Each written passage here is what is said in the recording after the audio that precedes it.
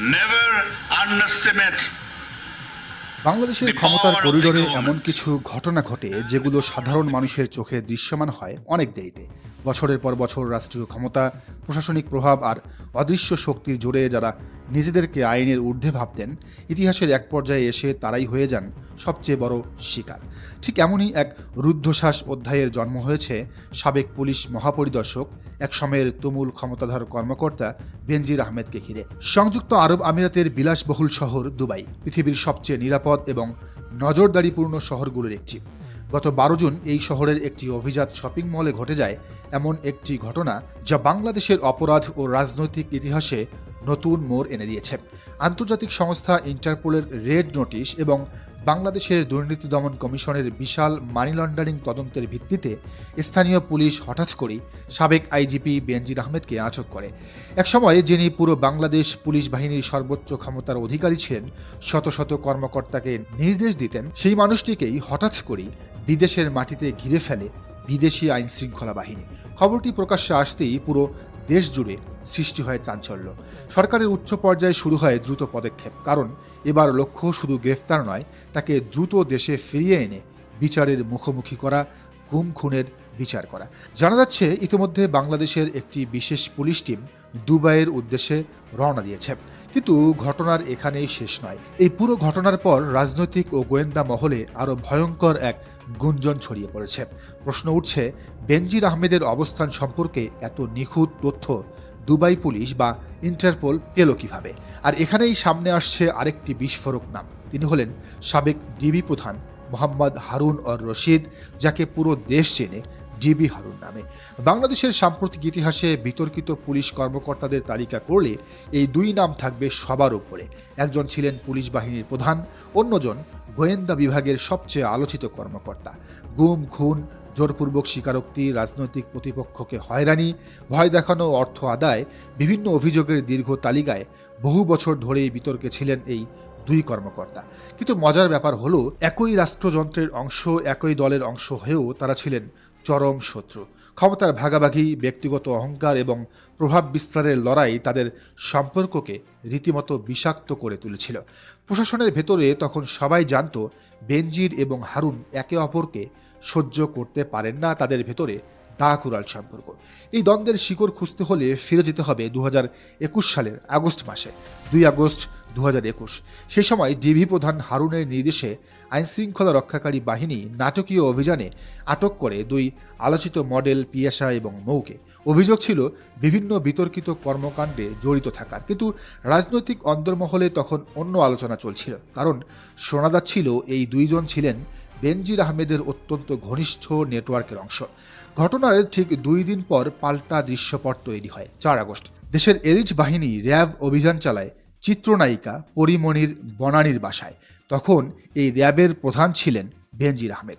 আর এখানেই দেখা যায় ক্ষমতার ভয়ঙ্কর সংঘাতের আসল চেহারা।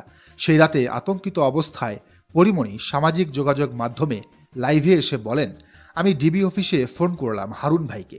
হারুন ভাই বলল, দরজা খোলার দরকার নেই, আমরা কাউকে পাঠাইনি। এই একটি বক্তব্যই পুরো দেশকে বুঝিয়ে দিয়েছিল পর্দার আড়ালে রাষ্ট্রের দুই শক্তিশালী পক্ষের মধ্যে কী ধরনের ঠান্ডা যুদ্ধ চলছিল। গুঞ্জন আছে সেই অভিযানের পেছনে সরাসরি প্রভাব ছিল তৎকালীন র্যাব প্রধান বেনজির আহমেদ। অর্থাৎ হারুন যখন পিয়াসা এবং মৌকে গ্রেফতার করেছিলেন, তখন হারুনের ঘনিষ্ঠদের টার্গেট করেছিলেন তৎকালীন র্যাব প্রধান বেনজির আহমেদ। বছরের পর বছর কেটে গেছে, কিন্তু সেই ক্ষমতার সংঘর্ষ এখনও শেষ হয়নি। বরং আজ 2026 সালে এসে তারই নতুন অধ্যায় দেখা যাচ্ছে। বেনজির আহমেদের বিদেশে নাটকীয় পতনের পর হঠাৎ সামাজিক যোগাযোগ মাধ্যমে একটি শব্দ লিখে আলোচনায় আসেন পরিমণি। মাত্র এক শব্দ, মজা। এই ছোট্ট শব্দটি যেন বহু বছর আগের অপমান, ভয় আর প্রতিশোধের ইঙ্গিত বহন করছে, এমনটাই মনে করছেন অনেক পর্যবেক্ষক। কিন্তু দেশের গোয়েন্দা মহলে এখন আরও বড় প্রশ্ন, বেনজিরকে ধরিয়ে দেওয়ার নেপথ্যে কি সত্যিই কাজ করেছে ডিবি হারুনের নেটওয়ার্ক? একাধিক মহলের ধারণা, দুবাইয়ে বেনজিরের চলাফেরা, অবস্থান আর নিরাপত্তা ব্যবস্থার তথ্য গোপনে আন্তর্জাতিক সংস্থাগুলোর কাছে পৌঁছে দেওয়া হয়েছে অত্যন্ত পরিকল্পিতভাবে। আর এই পুরো অপারেশনের সুতো নাকি নেড়েছেন আমেরিকায় অবস্থানরত একটি শক্তিশালী গোষ্ঠী, যাদের সঙ্গে হারুনের দীর্ঘদিনের যোগাযোগ রয়েছে বলে আলোচনা রয়েছে বিভিন্ন মহলে। বর্তমানে হারুন নিজেও আমেরিকায় অবস্থান করছেন, কিন্তু দাবার বোর্ড এখন উল্টে গেছে।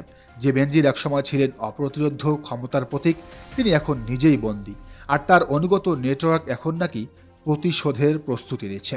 সূত্র বলছে, বেনজিরের ঘনিষ্ঠ একটি গোপন টিম ইতিমধ্যেই সক্রিয় হয়ে উঠেছে। তাদের প্রধান লক্ষ্য জিবি হারুনকে খুঁজে বের করা। বর্তমানে যুক্তরাষ্ট্রের বিভিন্ন অঙ্গরাজ্যে অবস্থান করছেন বলে ধারণা করা হচ্ছে হারুনকে। নিউ ইয়র্ক এবং টেক্সাসের সম্ভাব্য সেফ হাউস, আর্থিক লেনদেন, ডিজিটাল সিগন্যাল, সাইবার ট্র্যাক সবকিছু নজরদারিতে আনার চেষ্টা চলছে বলে গুঞ্জন রয়েছে। উদ্দেশ্য একটাই, আন্তর্জাতিক পর্যায়ে পরবর্তী বড় আইনি পদক্ষেপ যেন এবার হারুনের দিকেই যায়। অর্থাৎ ইন্টারপোলের পরবর্তী রেড নোটিশের তালিকায় উঠে আসতে পারে আরেকটি আলোচিত নাম, জিবি হারুন। ইতিহাস মাঝে মাঝে খুব অদ্ভুত আচরণ করে। যে দুই ব্যক্তি একসময় ক্ষমতার জোরে অসংখ্য মানুষকে ভয় দেখিয়েছেন, আটক করেছেন, অভিযুক্ত করেছেন, তাদের ভাগ্যের চাকা হয়তো আজ একই জায়গায় এসে দাঁড়িয়েছে।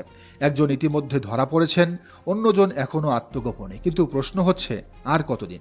বাংলাদেশের ইতিহাসে বহু ক্ষমতাধর ব্যক্তির উত্থান আমরা দেখেছি, কিন্তু পতনের গল্পগুলো অনেক বেশি নির্মম। আর যদি ঘটনা প্রবাহ এই গতিতে এগোয়, তাহলে হয়তো খুব শীঘ্রই দেশের মানুষ এমন একটি দৃশ্য দেখবে, এক সময়ের দুই ভয়ঙ্কর প্রতিদ্বন্দ্বী, দুই ক্ষমতাবান পুলিশ কর্মকর্তা যারা একদিন পুরো রাষ্ট্রযন্ত্র নিয়ন্ত্রণ করতেন, তাদের দুজনকেই একই জেলের ভেতরে মুখোমুখি দাঁড়িয়ে থাকতে।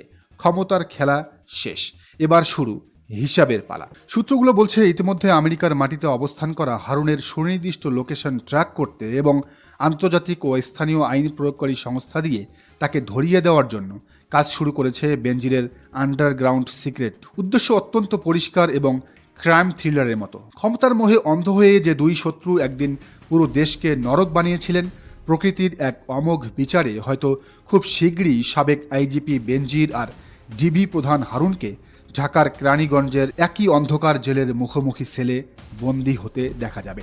দর্শক, বিষয়টিকে আপনি কিভাবে দেখছেন জানান মন্তব্যের ঘরে। আর এই চ্যানেলে নতুন হলে অবশ্যই সাবস্ক্রাইব করুন এবং বেল আইকনটি বাজিয়ে রাখুন, যাতে পরবর্তী ভিডিওর নোটিফিকেশন আপনি পান।